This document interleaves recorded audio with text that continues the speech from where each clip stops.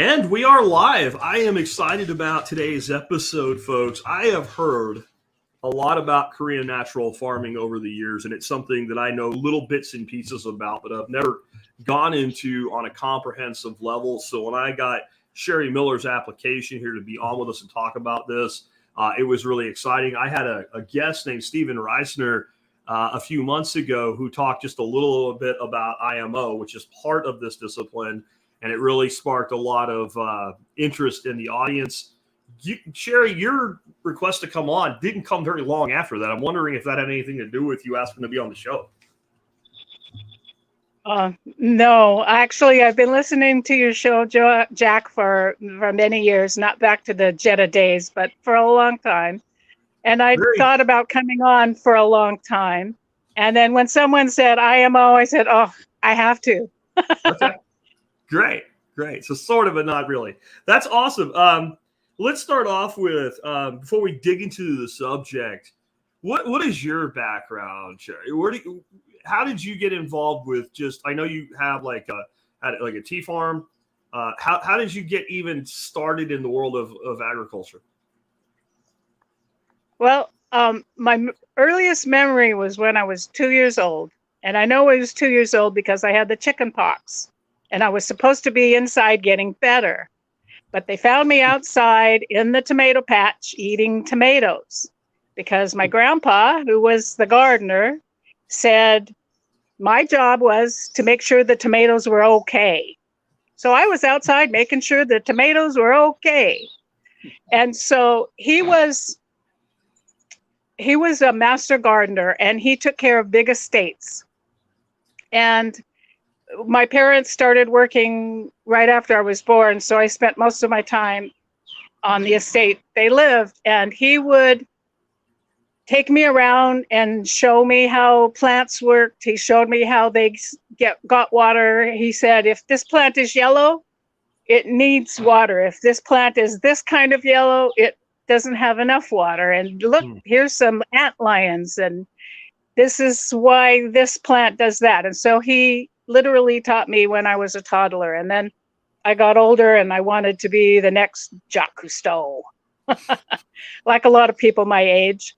And I got into college and I was able to do a lot of graduate level, PhD level research as an undergraduate. And a semester before I graduated, the Reagan administration decided that they were no longer going to fund any pure science. We weren't going to find out why and how the world worked. We were just going to fund projects that made people money. So all the jobs I was looking at in my last semester were suddenly gone.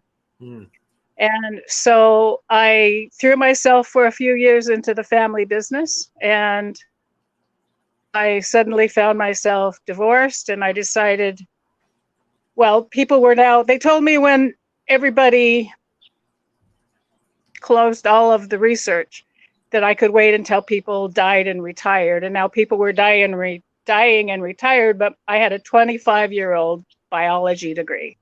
So I decided I'll go back, get my master, get plugged back into the academic world. But in the meantime, I have this big farm. I need to do a commercial crop. And then I found tea. And I fell in love with tea, and I decided to make that my research project.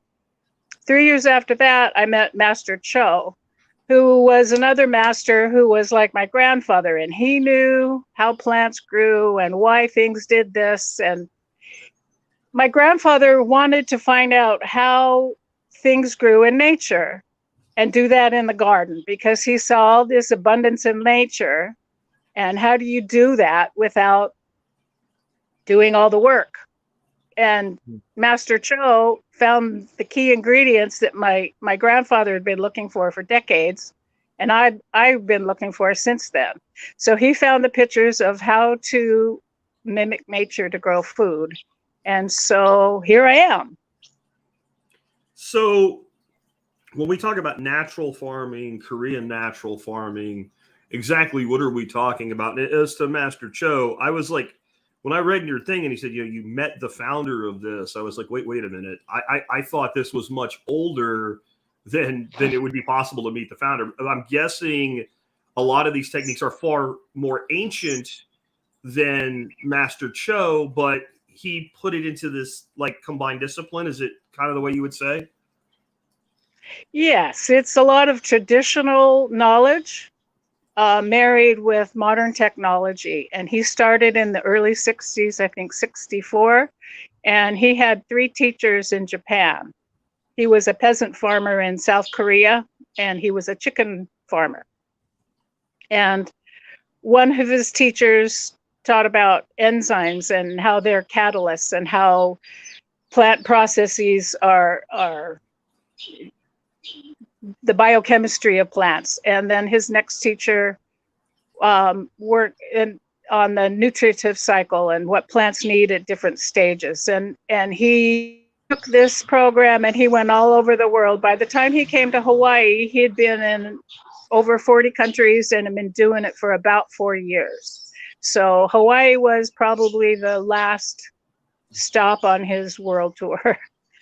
And yeah, so Korean natural farming is the system that he developed with his knowledge from his teachers. I guess this was concurrent with when Mill Mollison was developing permaculture, and it was part of that whole movement. Okay. And so that's basically, natural farming would be the idea of growing food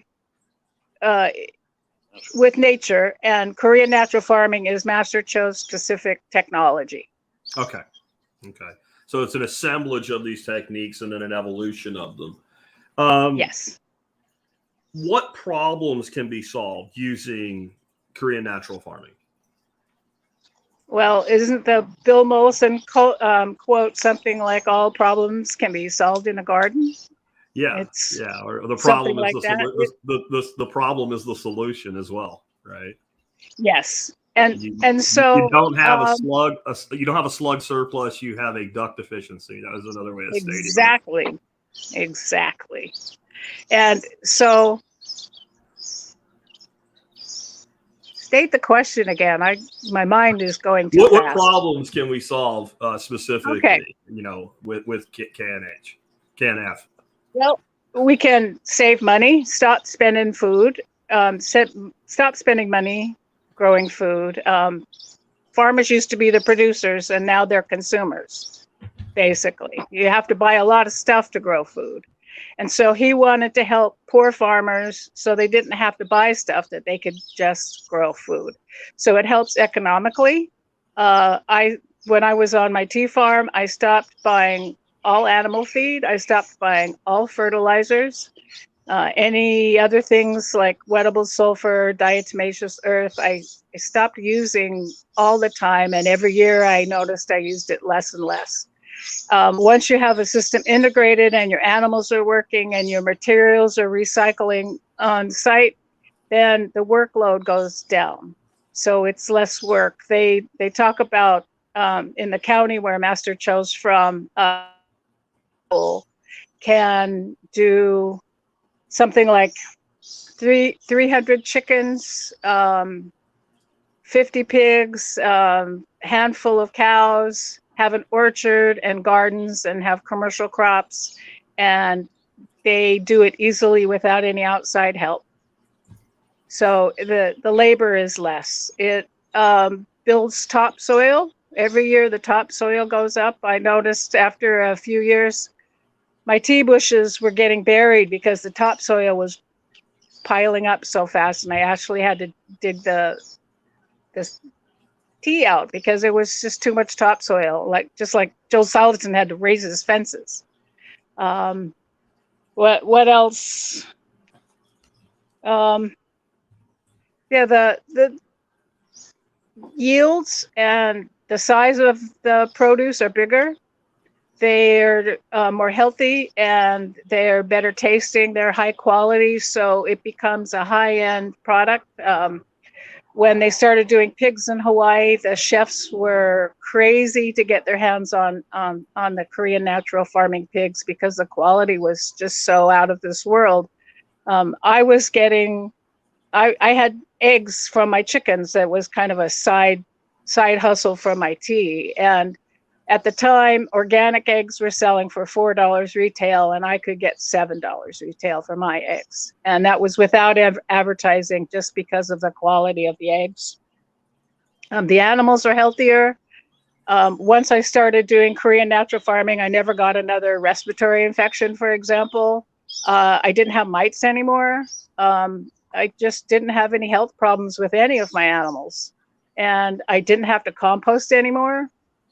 Everything I fed went to the chickens or the pigs, and the living floor system composts things so quickly that everything, you don't see the manure. There's no smell, there's no flies. You can't even see the manure. It dissolves so quickly.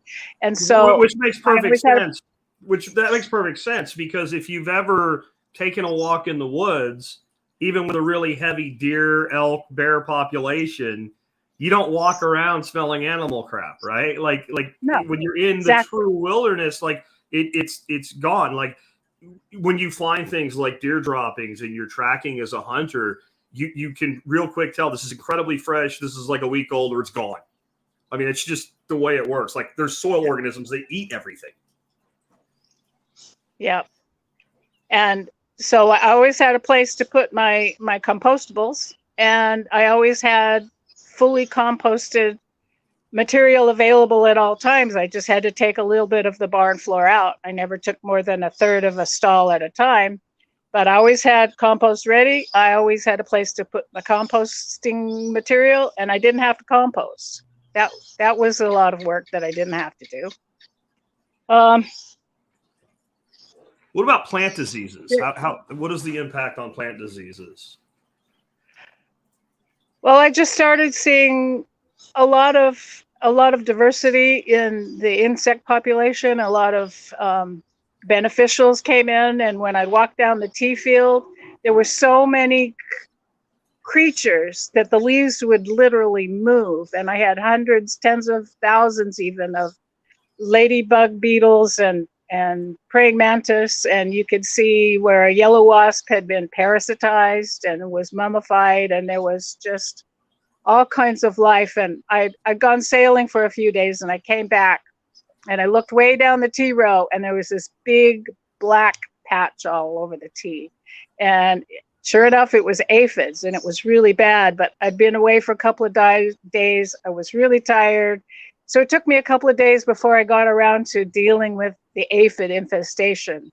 And when I went to take care of it, I couldn't find it. Well, maybe I'm remembering the wrong tea row. No, they were all gone. But they were so thick when I first saw them, it was a black mass from 100 yards away. It was so visible, it could see it 100 yards away. And 2 days later, there wasn't a single aphid. That's pretty amazing, considering you didn't do anything, right? No, I didn't do anything. Exactly. Didn't do anything. How would you say it's different from things like organic farming or things like that? Because I think there will be people listening to this say, "Is this just some form of organic farming?" And it's not my discipline, and I could answer that. It's a very different thing. Yeah, so let's look at it from the point of view of how plants obtain their nutrition. So in farming, there's water-soluble, bioavailable chemical nutrients that's put in the soil, and when it rains or it's irrigated, the plants uptake those nutrients and they're fed that way. In organic farming, it's more natural. You're doing a compost pile typically, and you're letting the microbes and the soil organisms convert everything into bioavailable forms. You know, compost I call pile and pray. You make a pile and hope you did it good enough, and it takes a lot of work. You have to haul it to the site, you have to turn it and turn it and turn it, and then you have to haul it back to the gardens.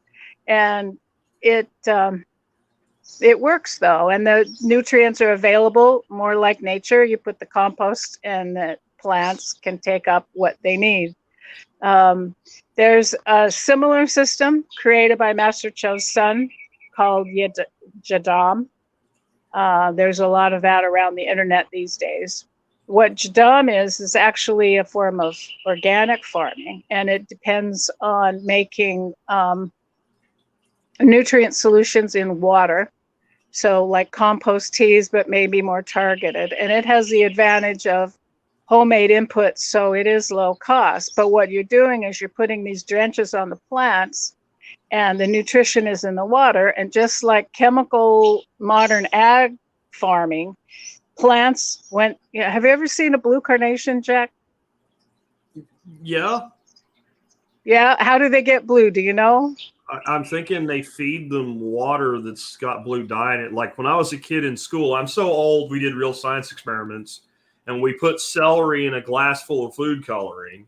And then you watch the food coloring go up the celery, and you can make the celery blue or red. So I'm assuming some version of that thereof is how you make a blue carnation. I don't think they grow that way. No, they don't grow blue. That's exactly right. So that's what happens with Jadam or these other liquid fertilizers is you're deciding what the plant needs. You've decided, you've looked and you know the science, and this is what my plants need. So that's what you make up in your water. You put it on the plants.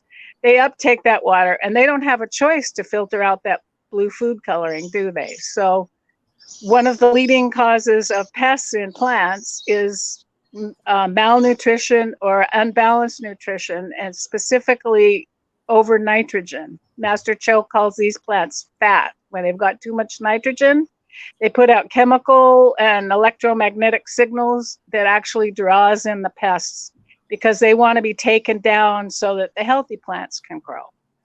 So the problem with Jadam is you're force feeding your plants just like in a conventional system.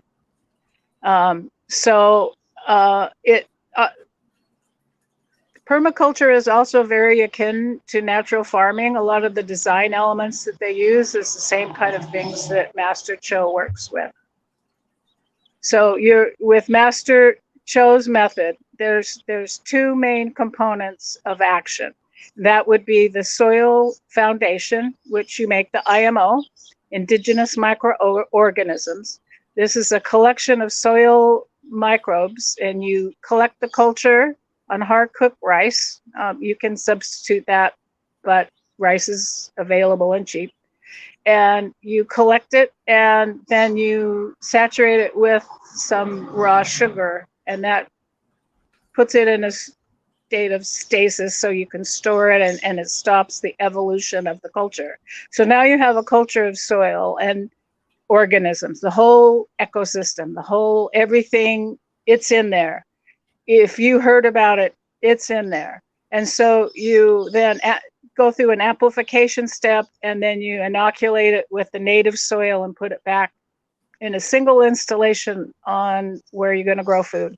If your soil is particularly bad, you might do that 1 week and then it again in a second week, and then wait a week and go ahead and plant. So you've got your soil foundation, you've collected, amplified, and installed a complete ecosystem of soil biology, and you keep that mulch so that the microbes have habitat and some carbon sources to work with and grow. And so once you've got your soil foundation, then plants can, just like in nature, uptake any nutrients they need when they need them and in the amount that they need them. They get to make the decisions, not the science. And then the other component of that is using the nutritive cycle. So then you take plants and you do a wild aerobic fermentation, and this makes all the biochemistry available to the plants. So for example, if you want vegetative green growth, you take the very tips of fast-growing herbaceous plants like mugwort, and you ferment that. And what you're using is the biochemistry, not the nutrition, because the nutrition, remember, is going to come from our soil.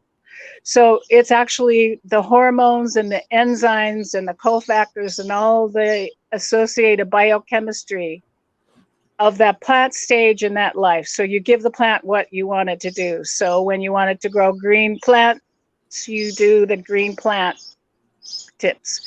You do green fruits when you want it to start forming fruits. And then when you want it to ripen, you would do one with ripe fruits. And so you just follow, you give it what you want it to do. And you do a spray, you formulate a little spray and you give them a mist like morning dew, just a little mist.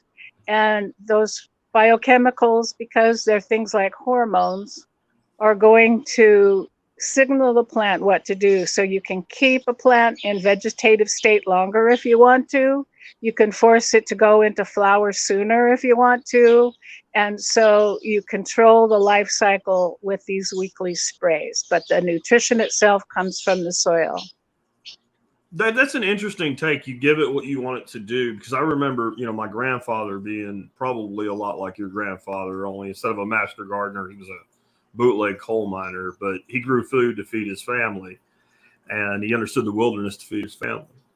And we had chickens, and occasionally you'd get a cracked egg or something, and the chickens would eat the egg. And, people would get upset about it and say they're going to learn to eat all the eggs or whatever. He's like, I've been keeping chickens since before you were born. They don't do that. And what he said was, if the egg's broke, it's a problem. If they eat it, it's not a problem. And by the way, a chicken egg has everything you need to make a chicken. So if a chicken eats an egg, it's good for that chicken. There's a reason that they eat that. If that egg was broken in the place they were nesting, it attracts insects, it attracts predators, it's got to go. And that hen gave up that energy to make it. So reassuming that energy then is the chicken taking back what it takes to make a chicken. And it's a similar philosophy from coal. You're talking about a Ukrainian immigrant that mined coal and was in World War II. But it's a very similar way of looking at things. Comparing it to permaculture, I think is a little different than comparing it to like organic farming or something, because those are like a set of techniques where permaculture is more of a design science. So permaculture is more like this giant amoeba that eats everything. It's like, oh, you have that. That's good. It doesn't hurt the earth. It doesn't hurt people. It returns surplus. Fine. We'll use that. Right. So it's more like if you compare IMO to organics, it would be like, I guess, if you're in architecture comparing brick structures to steel frame structures, where architecture would use either one of them. And I think that's a good way to think about it. I think a lot of people ask me questions at times that show that people don't think that way about permaculture, because they'll say, well, I don't know if I should do permaculture or, aquatics. Or there's a whole day on aquatics in a PDC, right? Like it's just a piece, right? So Lawton calls it like items of clothing in the wardrobe, and you pick what works. And it's a fascinating way of looking at things. Can you tell us, who was this really designed for? I think one of the things that really ruined organics, because organics in of itself is not a terrible thing, but it ended up like abducted and co-opted by commercial production. So you can have an organic chicken today, and all that means is it was provided with organic feed, maybe given a little bit more access to outside air. And it is a totally detrimental thing. But then you can find an organic gardener that's doing a really beautiful thing. And I think organics was kind of designed for the small producer and became co-opted as a marketing brand by big ag. Who was this really designed for? Was this designed for commercial production, small production, all of the above, indigenous type, like agrarian production? What was really the target for this? The target is basically the home farm, small farmsteads, and backyard gardeners can use it. It has been scaled up to some commercial operations that do really well with it. It's adaptable. There's something I call the Cho conundrum, because he says things must be done exactly this way, but you must adapt it to your own system. So how do you do that? Well, you have to understand what the principles are and apply the principles to your unique situation. So I think the sweet spot, though, is the homestead, the family farm. It's interesting. What I love about it is of all the things I looked at, the thing that produces the closest to the level of results that Masanobu Fukuoka got. But I can find people that did it other than him. Like, that's the thing. Like, Fukuoka did amazing things, but even his kids couldn't make his farm run without him, it went away. And one of the things I've been impressed with is how many people I've met that have used aspects or full-on complete Korean natural farming and have had success and have had replicatable success. But that's what I've seen too. It's been at, kind of a smaller level. I think there is a size that things begin to break down at, especially if we're talking about true cultivation. I think you can holistically graze 1 million acres. You can, if you have enough animals and you move them the right way. But if you're talking about this integrated type system where you're growing vegetables, you're raising animals, you're in this integrated system, I think there's a capacity, and I think you could do 1 million acres, but you would need, 500,000 homesteaders, each doing, a couple acres. I think that is much better for this and for many other systems that work very well at the same time. Yeah, well, you have to consider that material cycling is one of the major components. And so that's why there's animals in the system. And if you can't have animals, then you need at least to have worms or black soldier flies or even a bokashi bin. You need some way to cycle your materials. And so animal integration is a key component of using this system. Yeah, Seth Holzer said if you don't want to do the pigs work, if you don't want pigs, you have to do the pig's job, right? That's right. So that's what I say about animals all the time. Why do you have these animals? Because they do a lot of work. I don't have to do it. That's why, right? Because the grasshoppers come every year. Every year, grasshoppers come in the summer. It's just, we get a drought and grasshoppers pop up everywhere. I have no grasshopper problems. I have a lot of high nutrient duck poop everywhere, but I don't have any grasshopper problems because if there's one grasshopper, 10 ducks will fight each other to eat that one grasshopper. Animals are definitely key. How big is your operation? How large is your tea operation? Well, I've left the tea farm. It was 20 acres. Okay, that's fairly large, but it's not huge. It's not. I think we use the word commercial a little bit weird today. Like. Technically, my farm is a commercial farm because we sell product. But I think when we start thinking like commercial farms, we're talking, 1,000 acres type operations. That is a very small holding relative to the size of the ag market or just the tea market. Well, in Hawaii, it was a more typical size of a farm. Okay. Yeah. There's places that have like totally different climates, but they're kind of in that same space size differential even today. They didn't go full out. So New England, if you look at New Hampshire and Vermont, you're looking at most of your little farms are, 20 acres, a big one's 50. There's a lot of them that are 10. I think a big part of what that is, though, is terrain, right? It's really easy to farm like 1,000 acres when it's a flat square.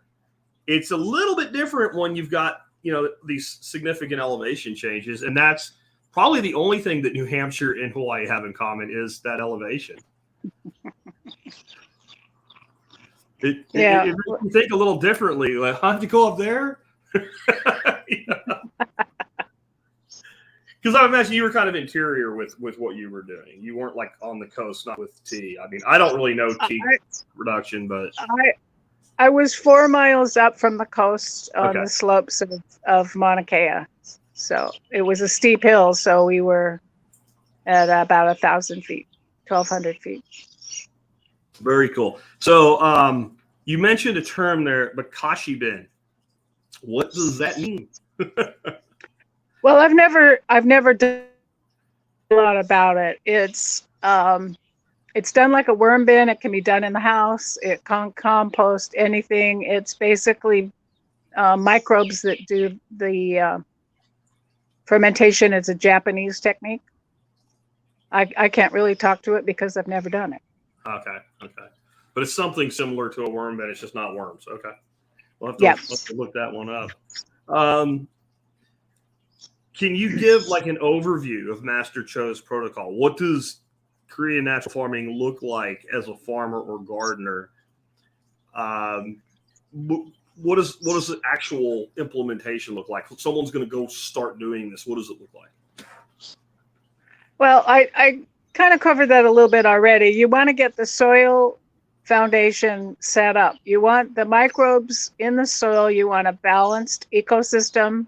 You don't want to just add, oh, I heard this microbe is good and I know I need fungi, so I'm going to put some fungus in there. You need a balanced ecosystem. You need the whole thing. So IMO is perfect for that. And so then the plants can use the microbes to get what they need from the soil itself. Dr. Ingham talks about how almost every soil on Earth has everything plants need. And so we don't worry about nutrient deficiencies. We worry about bringing the soil back to health. And I was listening to, I can't remember. Have you heard of John Kempf? No. He's in. I'm very familiar with Dr. Ingham, but I don't know that person. He's in the regen agriculture world, and he does plant sap analysis. So way beyond the BRICS index. He's looking about, if we do this to the plants, how does the sap change? And he works with a lot of, like Greg Judy and some of the big regen agriculture people. And he was talking about how, and I don't remember who he was interviewing. He's got a podcast. He interviews some really, really interesting people. And they were talking about how over time they would do chemical analysis of the soils and how it changed over time. And after a while, elements would show up that were never there before. And where did they come from? Was it always there and they couldn't? Was it because it came from the sands that drift over from the Sahara Desert and land? They don't know. But the point is that eventually all these elements that plants need tend to be there. And so you just let the microbes work with the plants, because that's how nature works. Even pH. When you look at a root hair, the area around the root hair where the exudates are, if you're in really acidic soil and your plants don't like acidic soil, if you've got healthy microbes in the soil, they can create a cocoon around the plant roots that keep that plant root in the perfect pH for that plant. So you're turning all these processes back over to nature. You're not worrying about so much details. You're not trying to micromanage the plants. You have the soil foundation, and then you're good to go. And then you use the weekly sprays to direct the growth for human healthy food. So that's the basics. And then you want to integrate the animals so that you've got a place to put all of your compostables and a place where you can get some composted mulch to put back on the plants. That would be it in a nutshell. And what was that gentleman's name you just mentioned? I want to look him up and add some of his resources to the show notes. John Kempf, Kempf, I believe. He does have a firewall now, so most of his stuff is behind a paywall. Okay. So most of his stuff is now behind a paywall, but he's still got a lot of really good free resources in his podcast. All right. So there's an interesting thing in there, back to Fukuoka. He called his method do nothing farming. And, and he also said there's a lot of work in do nothing farming. But the idea being here that primarily we have one real job: care for the soil and the microorganisms. And if you do that, then everything else comes off of that soil food web. That's what I'm hearing. Like, even when we're talking about animals and mulch and integration of them into the system, in the end, what we're doing is we're cultivating the soil. And then the soil cultivates the plants. Exactly. Yep. But the animal bedding is probably a real key component as well. Okay. So can we talk about that just a little bit? Like, I keep chickens and ducks. They live in a coop, because if I don't put them in a coop at night, then things will come and eat them. And I use straw as my bedding, and I use a deep bedding. I just keep adding it, and basically about once a year I end up with a bedding of it that deep. I bring it all out. My composting method is I don't know if you're familiar with Johnson Sioux. It's basically a Johnson Sioux method. I build 3 big things of it, and it's a big fungal breakdown, and it just does its own thing. I don't ever turn it. I don't ever touch it. It's beautiful compost. What does it look like with Korean natural farming? Are we pulling that bedding out more frequently? Are we spreading it out and not doing anything? What is the difference there? The difference is the do nothing farming method. You don't really do anything. You build it and you feed the animals in there, and then about once a month I add more bedding material, and then I take out up to a third from a stall as I need it. But it's inoculated with the same microorganisms that go into the soil, and so it becomes a living spread out over time. You take a bit, not all. So I leave myself one great big job a year, and you spread that job out by taking a third at a time as needed across time with no real schedule. It's just, I'm going to go take it. We know that they're in there doing their thing, right? So since they're in there doing their thing, all the buggies and good things and good guys are in there, and then we'll go apply that. But it sounds like, so you say you feed them in there. Yeah. So are they confined, or is that what you're doing? Yeah, I used to let them free roam, and then one disaster was the last straw, and that's it. You buggers are getting locked up. I would let them out in the afternoon when I was out and working the farm and could keep an eye on them, but I didn't let them out. And when I left the farm, I hadn't cleaned out the barn in 7 years. And I still couldn't see any manure. There was no smells. There was no flies. It was dry and crumbly and smelled kind of like bread. Never cleaned it out. Interesting. Can you go into like maybe some specifics? Like, it sounds like a very integrated discipline. It probably takes time to truly learn and come up with a holistic system, but it's other things that a person listening to this podcast could start doing right away. Well, I would say that building your soil biology is probably the best thing you can do no matter what you do. And if you don't want to go through learning the IMO technique, you can do what my grandfather did, and it's not as effective, but it does work. And he had a place under the trees where he would put piles of leaves. Every time he raked leaves, he would put them in this pile. And then he had a set of 3 screens, each smaller than the next. And then every once in a while, he would shovel it up on the first screen, and if it fell through, it would and then he would shovel it through the middle screen, and it would be smaller. And then by the time it went through the 3rd screen, now he's got some composted leaf mold that he can use.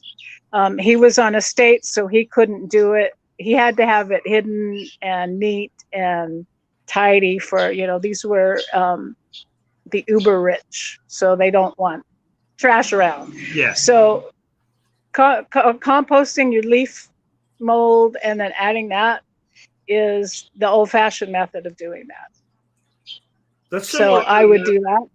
That's similar to a method that Nick Ferguson teaches and I've used as well. You're going a little further than your own property here, but like he says, if you're taking a walk in the woods and you see a branch that's got a bunch of fungus on it, grab it, bring it home. And he just builds a giant pile of this stuff and keeps it moist and throws the tarp over it and lets that stuff just sit there. And he wasn't as integrated with the fines, and screening, but just basically take off the bottom and crumble into your ground, because you're taking all these fungi and bacterium that your local biome is naturally producing, and you're cultivating it and you're integrating it and you're increasing diversity. So I guess that's a very similar, maybe a little bit more low-tech, redneck way of doing things. Yeah, that would work. Yeah.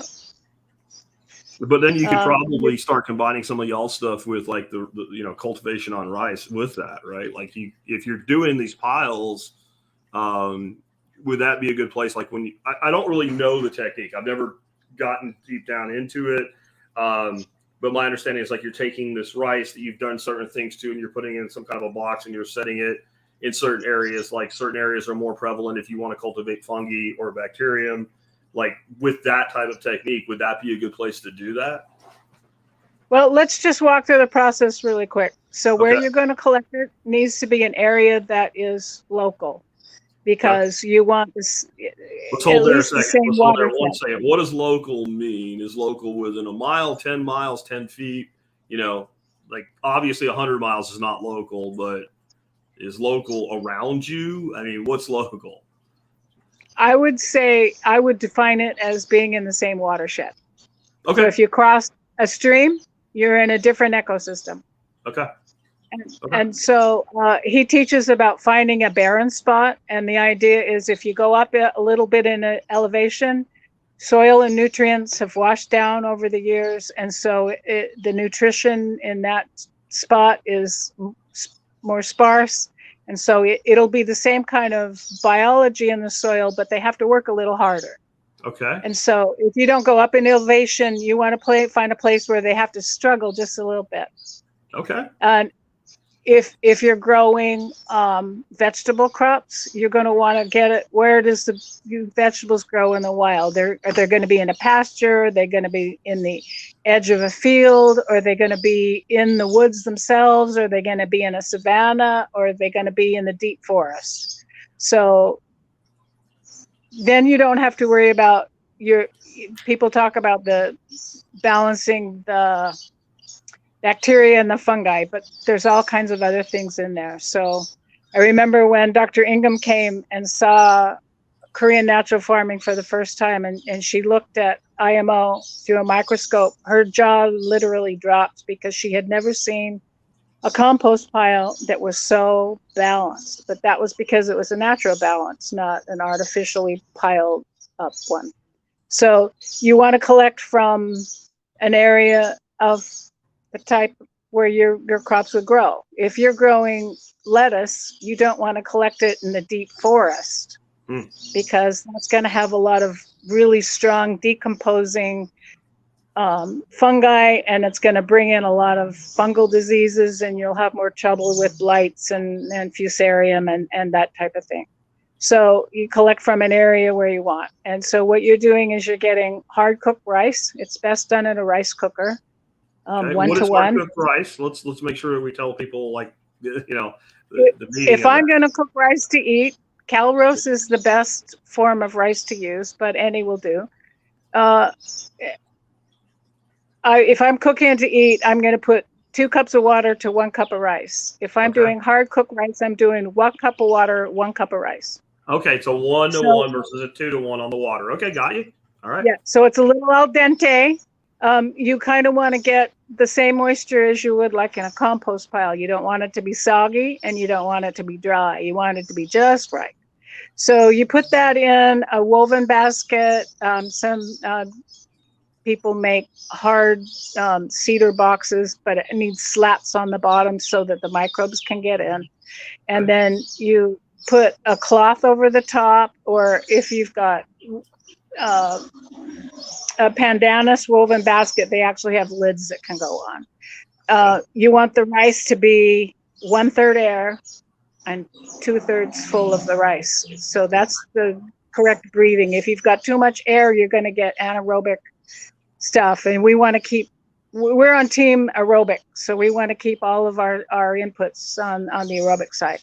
So you take it out into a place where you've seen some little white hyphae in the leaf litter, and you dig down into the soil a little bit. Then you put the cover on it and you pile that on top of the box. And then you probably want to put something sturdy over the top to keep out rain and to keep animals out. If that's not possible, you can collect the leaf litter and a little bit of soil and do it at home on your porch or in your garage or something. So you let that go. It's maybe 3, 4, 5 days, depending on the weather in the summer, and it might take 7 to 10 if you're doing it in the winter. It's really hard to do in the winter in temperate climates, but it can be done. And so you don't open it up to check it. You feel underneath, and if you feel underneath and it feels warm, then you're ready to go. And when you open it up, it should look ideally like cotton candy on the top, white cotton candy. If it's got a little bit of spots of color, that's okay. But if it's got lots of dark greens and dark blacks, that means it's got a lot of anaerobic stuff in there. And then you need to start over. So once you've got your collection, you've got your fuzzy little rice. And when you break it open, you can see it goes all the way through the rice. It turns into like a cake. And then you're going to mix that with an equal amount of sugar. So if you've got a pound of rice, you're going to use a pound of sugar. And you massage that together, and that stops the, it undergoes like succession planting, you know, when a forest starts out and an event as a grass field, and eventually it becomes a thick forest. So the microbes do the same type of thing, and you want to stop the collection so it stops at that early stage, and you don't want it to keep growing. You want to make it dormant, and then it can be stored in that way for years and years. And then the next step would be the amplification step. And Master Cho uses brown rice bran. In Hawaii, we couldn't get rice bran. We were using mill run. When I don't have either of those here in Vanuatu, so I'm using, I've been using root crops, but I'm thinking that coconut meal might be a better solution.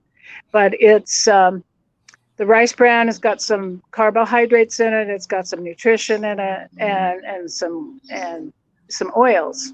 So what you're doing is you're mixing a spoonful of this IMO 2. When you collect it, it's 1. When you mix it with sugar and it's dormant, you've got IMO 2. And now IMO 3 is the amplification stage. So you would mix a spoonful of that with a couple of the other inputs like brown rice vinegar and some of the plant juice from the fast, like a mugwort. And you put it in water and you pour it on your pile of rice bran or whatever you're using.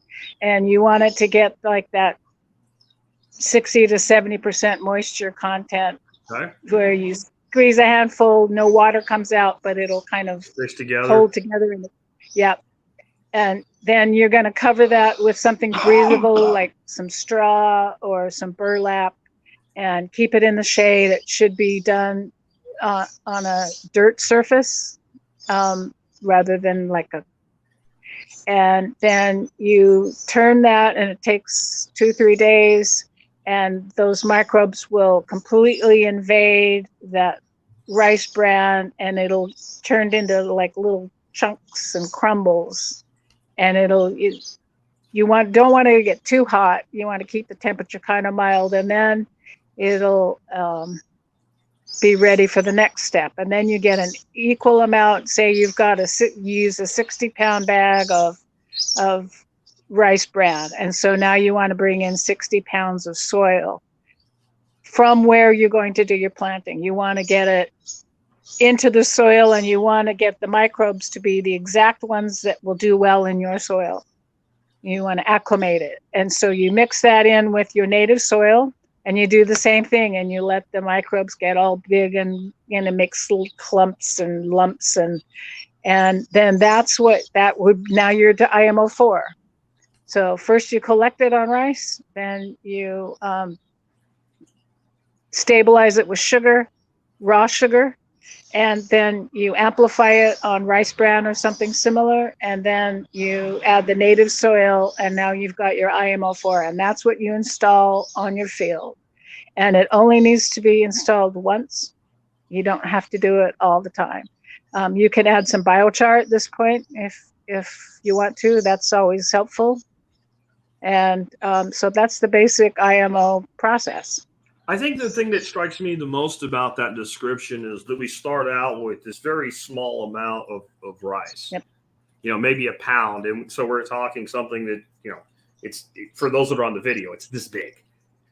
And we're actually ending up with enough to make literal tons. Because when we talked about, 60 pounds of rice bran, we didn't put that whole, I guess now 2 pounds of of starter into that 60 pound. We put a small amount in there, right? Yeah. And then that amplified. And then we brought in 60 pounds of soil from the area that we're going to spread on. So now we ended up with 120 pounds of a additive, but we actually started out with a pound of rice. Well, you're only using a spoonful of that. But you're only using a spoonful of the pound, right? So we can make literal tons of it. So we started with a pound of rice. We gave up a tablespoon of it, and we ended up with 120 pounds of soil amendment. And then what is kind of like an application rate at that? Like how far would 120 pounds, like what kind of area would that cover? Well, you put it maybe a 1/4 inch deep. There's a application rate. I can't think of the number off the top of my head, but that would do maybe 1/4 acre. Oh my God! Yeah. Just off the top of my head. So that's an entire suburban lot. Yeah. Right? So 1/4 acre. We have a lot of houses out here on 1/10 of an acre. If you only got the IMO, some people struggle making it, but if you only get it to work good once, that's all you need. Yeah, that's pretty amazing. What are your thoughts on people that might say, you start talking about cultivating molds and funguses and bacteria, and we live in a world full of germ Karens and they're lysoling everything, and they say, well, is this safe? Everything in Korean natural farming is safe. Everything in Korean natural farming is edible, and a lot of the products are used directly by humans for human health. Now, this can't be said for his son's system, Jadon. A lot of his inputs he does anaerobic fermentation, and that's where a lot of the pathogens are. He's got a couple of really dangerous chemical processes that he does. And so people have actually gone to the hospital doing Jadon. Korean natural farming, you kids can eat it, your dogs can eat it, you can bathe in it. You're not going to have problems. It's completely safe. In fact, one of the ways you tell your inputs are in good quality is tasting and smelling, because your body is the ultimate instrument to tell what the quality of that input is.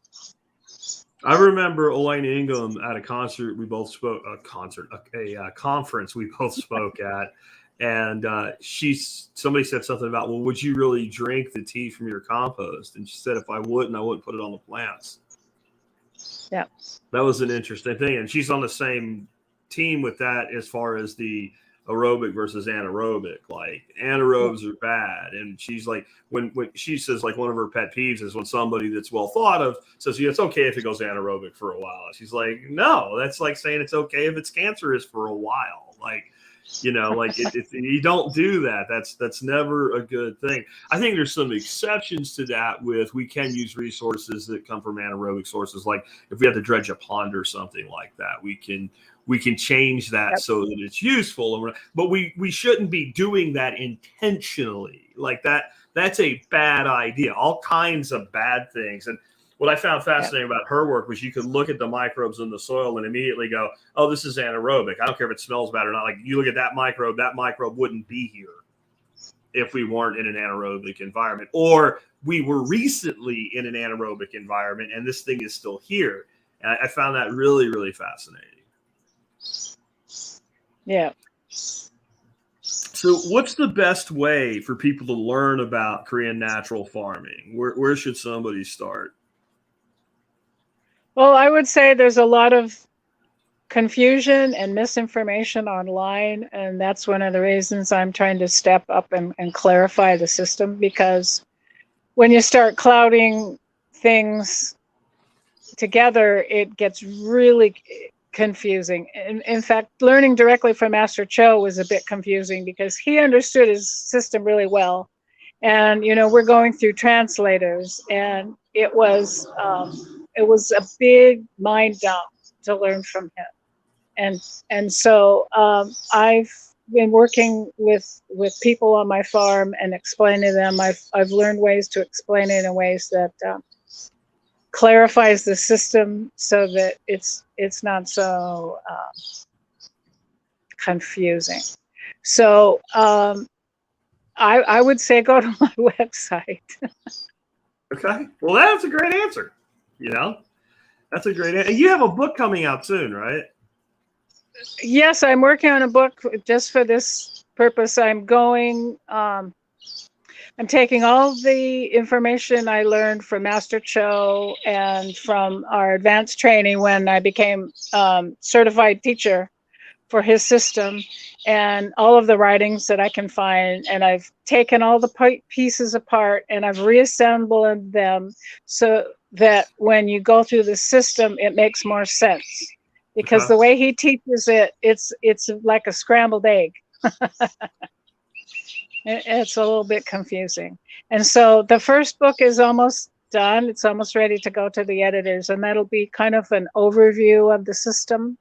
And then the next one I'll do will be how to get started, what to do in the first year, and what to learn first, and so you're not overwhelmed.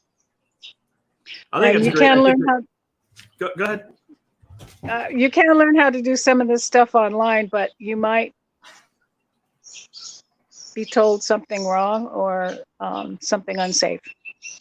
I think that's wise. There's we talked a little bit about JM for a while, and it sounds like they have some overlap.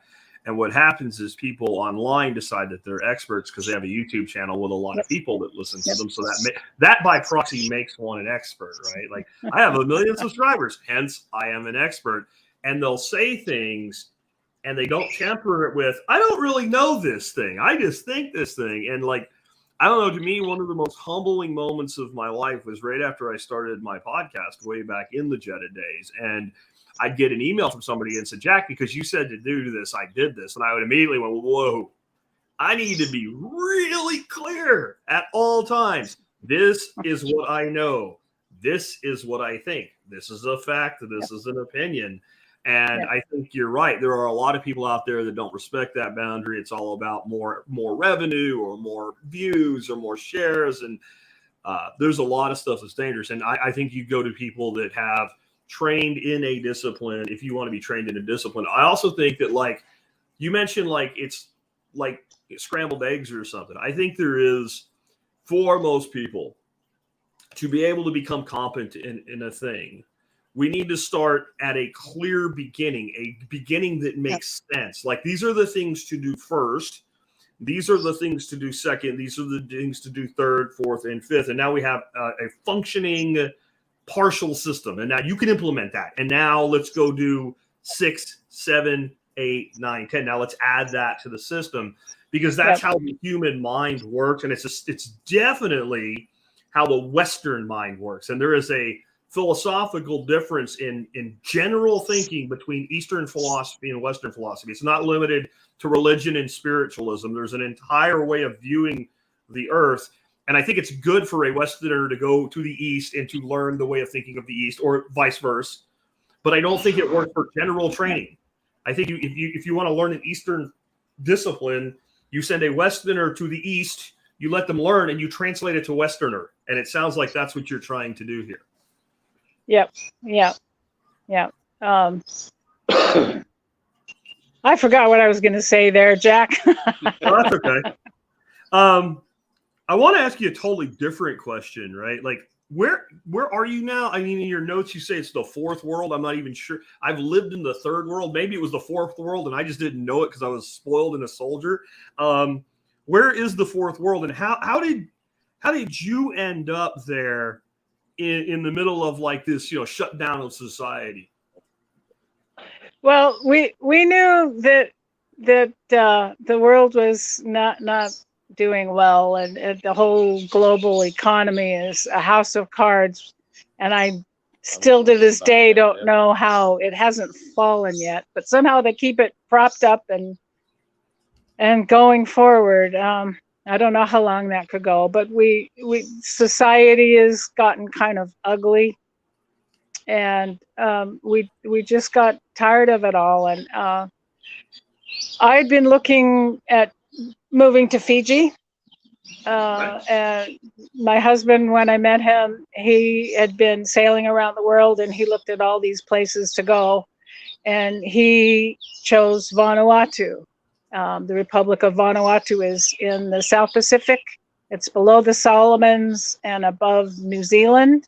And it's next door to Fiji with Australia on the other side.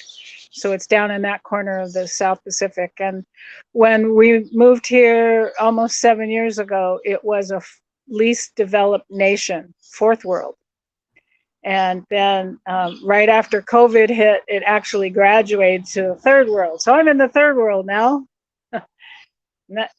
Don't notice any difference. I think it's the only second nation that's graduated to a developing nation. So I'm now in a developing nation. There's only about 300,000 people in the whole country. There's not a single traffic light in the whole country. There's no fast foods or box stores or chain stores or any of that. No fertilizer, no pesticide. There's islands that don't allow any imports of any fertilizers. And some don't even allow tin food because, you know, the native people can't survive on a modern Western diet, and rice is giving them all diabetes. So we didn't want to be where we were. I had heard of Vanuatu from a friend in the 80s who would come here to visit when she was doing financing in Australia. And this, back in those days, was an offshore banking capital. And since independence, the World Monetary Fund and the World Bank of trying to control what goes on here. But it's largely, it has a parliamentary government. There's no property taxes, there's no income taxes, there's no corporate taxes. You're free to do what you want to do. It's a free country still. So when COVID hit and we were here, our life changed absolutely not at all, other than we couldn't leave the country. But why would we want to do that? At the point that was going on, no, you don't want to leave. Yeah. There's a good friend of mine. I don't know what the hell he calls himself now. He has all the different stage names. He changed it. His name used to be Vin Armani. And right when this all started, he was like, the hell with this. And he went to Saipan, which is in many ways geographically a similar place, but it's actually it's a U.S. territory. So U.S. citizens can just go there and live there. And he's had some similar stories. I don't think it's quite as wholly divorced from society as where you're at. But yeah, I was unfamiliar with the location. I like that there's no this tax, that tax, the other tax, this. Yeah, okay. That sounds good. The thing about taxes, it's not so much I mind paying them, it's what's done with them. Like the more you give a government, the bigger the government can be. So like if you take it to farming or permaculture or Korean natural farming, like what you wouldn't do if you had a bad thing is feed it. You would feed the good things. So like you're feeding the state grows. Like and so I would be interested in your thoughts at this point on things like peak food sovereignty, the war on small farms, even in some places really wars on home gardeners, because you know this method you're teaching, this I should say more of a system than just a method, is geared toward all of these things. And you obviously care about liberty because you completely upended your life for the cause of liberty in your own life. So what are your thoughts on those type of topics? Well, when COVID hit here, the first thought is, oh my, tourism, because tourism was a very visible part of the economy. It turns out it was only 17%, even though it was the most visible. So at first they tried to help out the tourism industry. They would pay the wages of the workers who couldn't work because there were no tourists here. And then they realized this was going to be a long-term situation, and they completely changed face and started doubling down on helping agriculture. And so they make sure that the kava industry and the cacao industry and the coconuts and all, and they help the farmers get seeds. They'll propagate a bunch of sandalwood, for example, and get that into the hands of farmers. They made sure that farmers had cows to grow, and so we will never go hungry here, no matter what happens. We might not eat what we want to eat, but we'll never go hungry here. There's so much food here. And I would say food security is security. Like if you have food security, everything else almost takes care of itself. Well, that was one of the things I just got so tired of fighting in Hawaii. I worked really hard to try and get Hawaii to be food sovereign place. It had, the coast that I was living on had enough land to grow all the food that was needed for the entire state, over 1 million population plus, I don't know, a couple million tourists that would come every year. But it was 85% imported food when I left, and I think now it's up to 90% of the food comes from 3,000 miles away or 10,000 miles away, not Hawaii. What do you think of how insane that is? Do you know how many people that are homesteaders in the rest of the United States, temperate region, North America, that are like, oh my God, I wish I lived in Hawaii, because you can grow anything. You can grow literally anything. You're not going to have your plants die when it freezes. You have a year-round growing season. It rains most of the year. You have incredibly fertile volcanic soils, and yet they're relying on us in Asia mostly to feed them, when they're literally surrounded with some of the most fertile land. And I would say, honestly, the most mind-blowing food production system of indigenous peoples that I've ever examined in my life was developed in Hawaii. These systems that ran vertically up the entire slope, and had a certain point, once you went over a certain elevation, you didn't touch it or they cut your head off.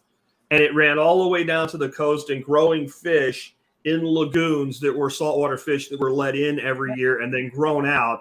And then the entire island was already self-sufficient with no electricity, no petroleum, no nothing. And so you have to say that living in a situation like they are now in Hawaii, instead of progressing with technology, they basically regressed with progression of technology. The more technology they got, the less stable they are. Well, it's protecting the corporate interests and the money machines, and biosecurity is really strong in Hawaii, but only going out. So they let all these terrible, invasive, destructive pests and disease come in. And every time they would come in, it would be another industry down. The bananas are struggling, the papayas are struggling. They had to completely eliminate sugar production. It was the most effective sugar production in the entire world, ever, anywhere. Hawaiian sugarcane was the most effective sugarcane system ever devised. Gone, because, well, it couldn't compete with slave labor. But it's a business unfriendly state. It doesn't like farmers, and I just got tired of the fight. I remember one year, I think it was 2006, I was at the state agricultural convention, and the keynote speaker, I forget the gentleman's name, he talked about how we have passed peak food. And what he means by that is not the cost of food per se, but how much a percentage of your monthly budget do you use to buy food. Said food will never be as cheap ever again, ever, as it was before. That increasingly it will take a bigger chunk of your monthly budget every year. And what he said, the answer is, how do we feed the world? What he said was, they've consolidated these big, massive agricultural cooperatives where, before, if there was a salmonella outbreak somewhere, it was a local thing. Now, one guy doesn't wash his hands, it works in the lettuce packing factory, and now it's in 45 states. So that's not safer and it's not better. And he said the way to make it work is to have smaller holdings and consolidate together. So like home farms that work together so that they can get the benefits of scaling up that the big businesses do, and medium-sized farms. But he said large farms will be the death of food. So I find it ironic that solution of small holdings is the same vision that the author of the Declaration of Independence had, Thomas Jefferson. If you read Jefferson's Garden book, his whole vision for America was a nation made of small landholders. That's all that it would ever be, that it would be small landholder. Everybody would hold some small portion of land that would feed them. You know, one of his prescriptions for self-sufficiency was every 2 weeks, plant a thimbleful of lettuce, right? Like, Yep. You know, like that kind of thinking that's in, like, it produces its own seed. You just keep going, etc. yeah, that's what we need. And so I don't know how to get there other than by being the change I want to see. So I'm here. I'm working with the farmers here because they don't want to bring in the chemicals and the fertilizers and ruin the rich soil that they have here. And Protecting their natural resource. What an amazing idea. well, they're very interested in protecting their natural resources. Unlike some like the Solomons or New Caledonia, they don't allow any mining here at all. They don't allow timber harvesting here at all. They protect their resources as their resources. These are ours, and you can't have them. They're not willing to sell their for a few bucks. So we really like it here. Have you had any, like, what was the process of moving there like? So you guys are both American citizens and you just moved there and stayed there, and that's okay? I mean, like, you know, there's different immigration. You can, you know, there's the tourist visa, and then you can get that extended for about a year, I think it is. Or you can get residency, and to get residency, you need something like a job, or you need to invest in the country, buy land, and the minimum investment is $60,000. So it's not a lot. And then you pay a residency fee once a year, and after 10 years, you're eligible for citizenship. And they acknowledge dual citizenship, so you don't have to give up your home country's citizenship to get a Vanuatu passport. But if anybody's interested in moving here, I've got some property for sale. Okay. I want to sell and get a yacht so I can go to the outer islands, and that in fact is our plan. We're going to move to a smaller island where there's not even any roads, and it's rich volcanic soil, and we'll be able to grow there, and we'll be able to work with, you know, we're getting old and it's getting hard to do the gardening stuff and the heavy work. So we'll have young people around that will value our wisdom as elders. Elders are very much appreciated in this country. And then we'll have the youth that can help us physically. But that's our retirement. That's something that a lot of countries value that we don't in the West anymore is our elders. I was listening to a speaker from Nigeria recently on a podcast about Bitcoin, and he said the two things that are most valued in our society is education and experience. So we value our elders, and we value those that have dedicated themselves to a specific thing to become great at it. And that's something we have created a throwaway society. I think about, like, my grandfather would not be respected today the way that he was in the 80s when I was growing up. He just wouldn't, not by general society. But this is America. This is central Pennsylvania in the coal country.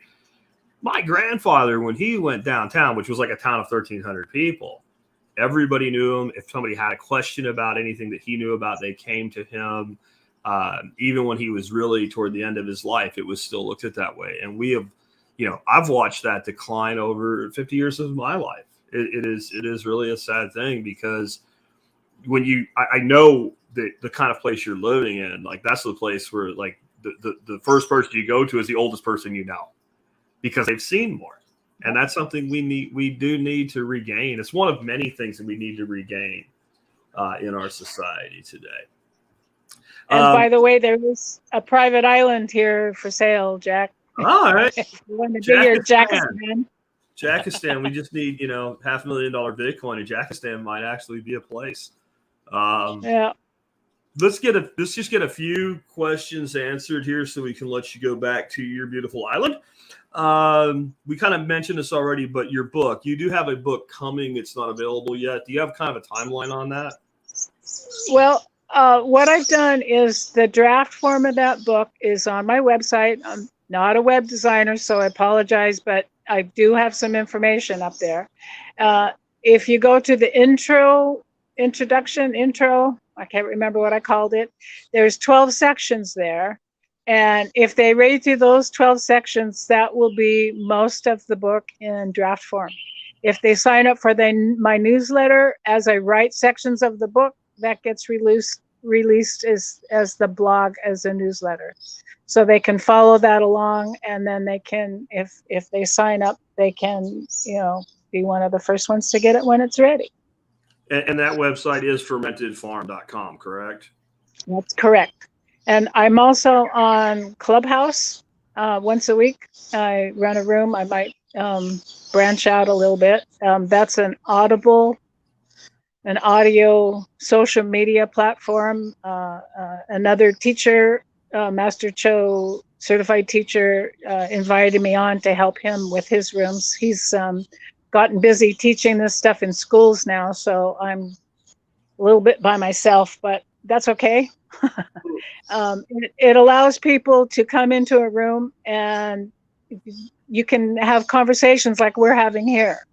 There's no visual. You can put links at the top so you can follow things together. And I do that generally this same time as this recording was. Wednesday morning for you and Thursday for me. And we have discussions every week about it, and that it offers a chance for people to ask questions live and get into discussions. Very cool. I have your Clubhouse profile and your Korean Natural Farming Club for Clubhouse, both in the show notes, which will go live about 1 hour after the live version of this video ends. That's in the video notes below. And if you go click it right now, this moment, while you're watching it live, there won't be anything there because we're not done yet. But when we're done, it will show up over there, I promise. Okay, next up, what do we have here? I would also like to include, what books do you recommend for how to diagnose plant issues? Or more to the point with Korean natural farming, there's maybe some books people could get now that other authors have put out that you would recommend. Well, there's not any good ones really, and that's why there's a need for my book. CGNF, that's Cho Global Natural Farming, CGNF, is the international organization that Master Cho founded. He's getting very old and feeble, and so he's not doing very much anymore. But the Hawaii chapter of that, CGNF Hawaii, has a website, and they have a little manual that offers the basics. So that might be something as well. But she said something about, how do I know what plant diseases? Yeah. And that would be another thing I would recommend when people are starting, if you want to go down the road and use the power of nature to grow food rather than doing all the work yourself, is when you do have a pest or you have a plant disease, instead of looking, what is this and how do I kill it? That's the wrong question. What you need to ask is, what does this show me? What in my system is wrong that's bringing in these pests? Often that's too much nitrogen fertilizer. Okay. The Miracle Grow Glow, that dark green that we've been programmed to believe is healthy, is actually not. It's too much nitrogen. It does great for Monsanto because, or whoever makes Miracle Grow, and because they sell a lot of fertilizer, and then you got pests, and now you got to buy their pesticides. How cool is that? Yeah, Jeff Lawton calls it the biocide cycle. As soon as you take one side, you end up with all the sides. Like, this causes that, causes this, causes that. You end up with this never-ending, wheel, almost like, well, I don't know, drugs for human beings. You take this drug, and then it gives you this side effect, so you take this drug for this side. It's the same, and it's the same people that make the same shit. It's crazy. It's like they found a business model that works. And they're good at making money doing that, aren't they? And then they claim they want to solve the problem and that they're trying to fix it so that you'll use less, when their entire profit model is predicated on doing more, and everybody believes it. But I got to give them credit. Like, when it comes to making money, they're freaking geniuses. They might be, but most geniuses are evil when you see them on TV, right? With bald heads and petting cats, right? That's the kind of genius they tend to be. Christine says, are rabbits a good option? And it would sound like they'd be ideal. Yeah, in fact, for a while, I did have a rabbit. I had a little orphan rabbit. My daughter-in-law left for college and left me with this poor little orphaned rabbit. So I had a little rabbit for a while. And there is one input in Master Cho's system that is anaerobic, and that's silage. And that's done with lactic acid bacteria, which is made from milk.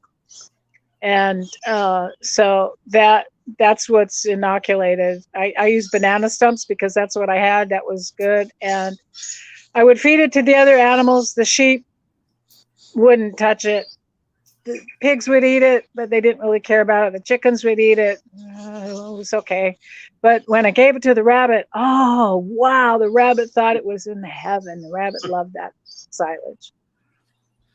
The reason I would think that they would work well is we talked about, more like controlling the location of the animal, bringing the feed to the animal, using the bedding.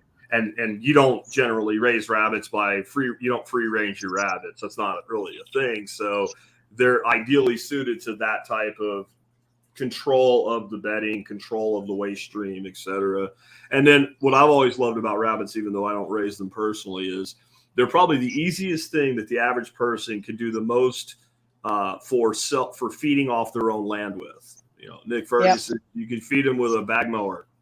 Right? Like you grow the right lawn and you can feed them with a bag mower. And I've even seen some pretty cool videos on Facebook where people have made like mini balers, and they take grass and they basically make hay so that they have feed for their bunnies through the winter. You're probably not going to do enough of that to feed cattle or anything, but you can graze a ton of meat with rabbits, and they are an incredible source of manure. So I would think that would work ideal.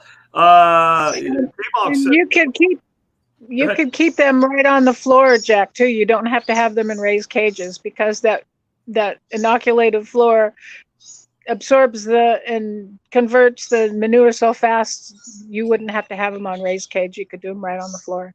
So I guess my only concern with rabbits is that they're basically their urine, not their manure, is like caustic. It's like eats things. So it wasn't a problem.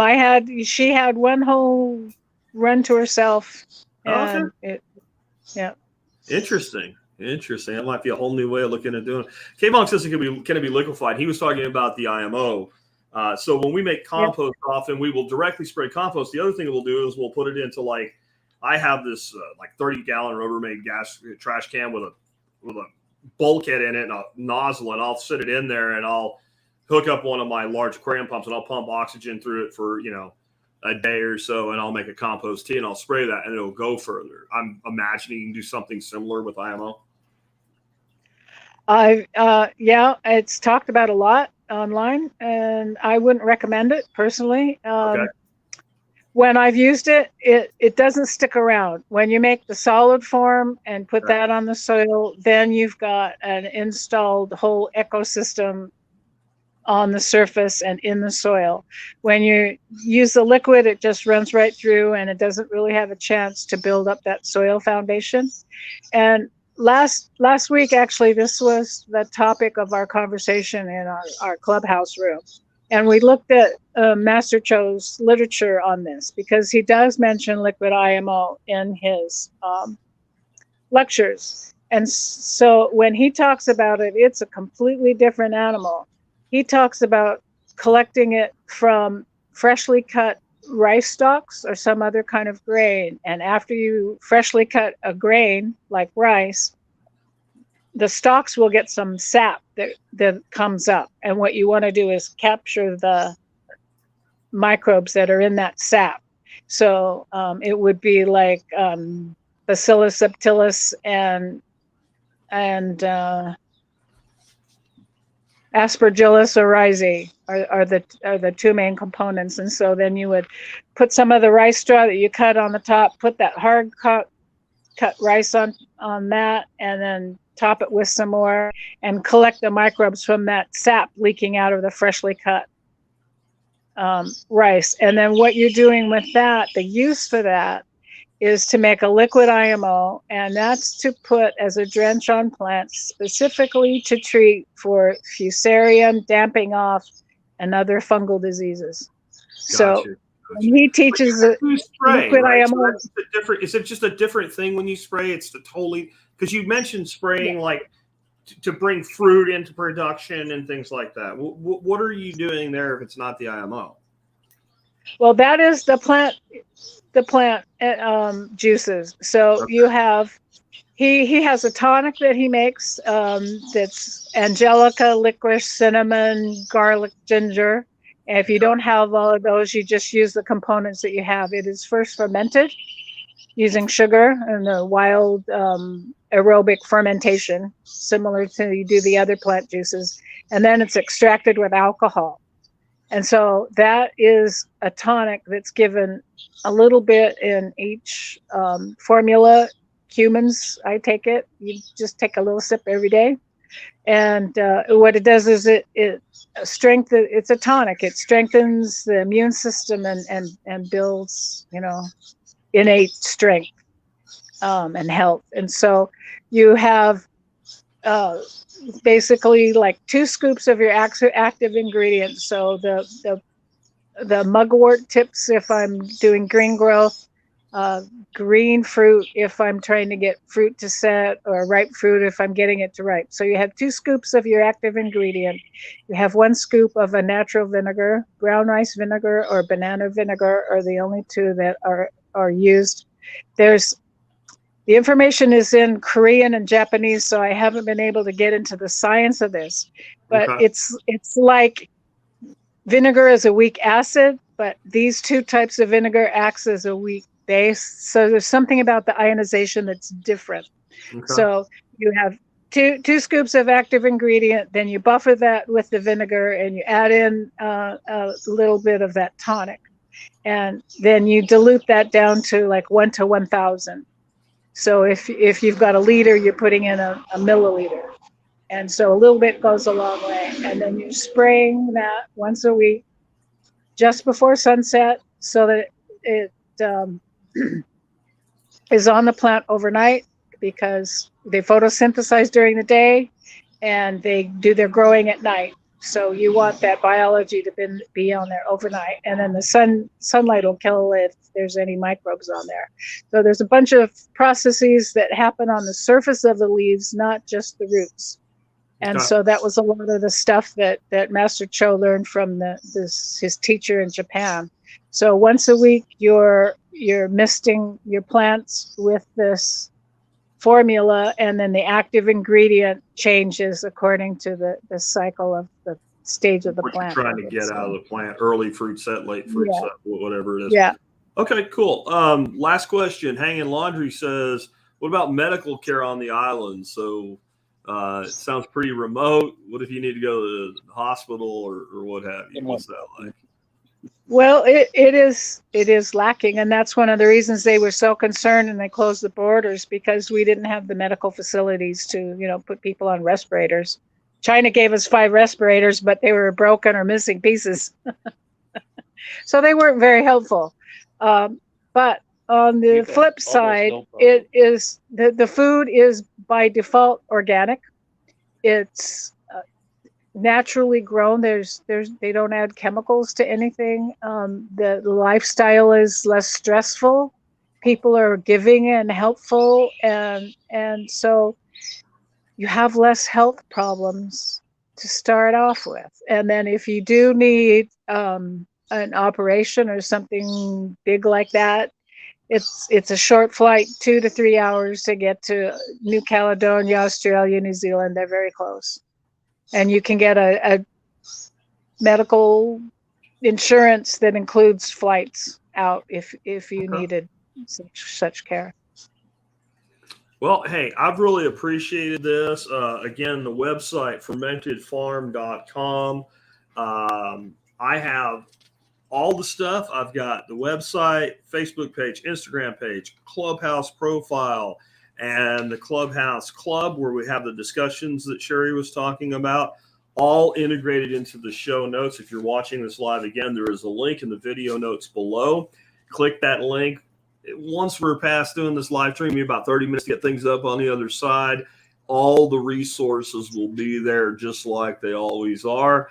And we'll also be out in all the audio streams as well. So you can listen to us on Fountain, send us some value for value, love, and what have you. And Sherri, thank you for being with us today. This was one of the most fascinating discussions I've had this year. Wow. That's quite a compliment. Thank you very much, Jack. It's been really exciting for me to be here, and I look forward to meeting more people from your audience in a more personal way. I'm very grateful. Thank you very much.